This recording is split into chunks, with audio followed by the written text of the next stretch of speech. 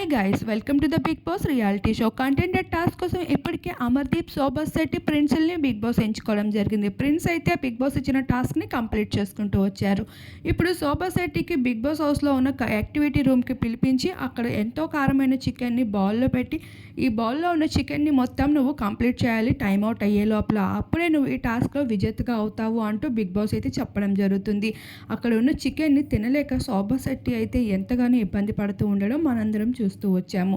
తను చివరికి కంప్లీట్ చేయడం జరుగుతుంది. ఆ తర్వాత బిగ్ బాస్ పల్లవి, ప్రశాంత్, శుభశ్రీ, గౌతముల్ని యాక్టివిటీ రూమ్కి పిలిచి ఈ చికెన్ని మీకు కూడా ఇస్తున్నాను, ముగ్గురు ఆ చికెన్స్ని కంప్లీట్ చేసినట్లు అయితే ఎవరు ముందుగా కంప్లీట్ చేస్తే శోభా శెట్టి ప్లేస్లో మీరు షిఫ్ట్ అవుతారు అంటూ చెప్పుకుంటూ రావడం జరుగుతుంది. అమర్దీప్కి సైతం బిగ్ బాస్ యాక్టివిటీ రూమ్లోకి పిలిచి నీ తల మొత్తం గుండు గీసుకున్నట్లు అయితే కంటెండర్ టాస్క్లో విజేత అవుతావని చెప్తారు.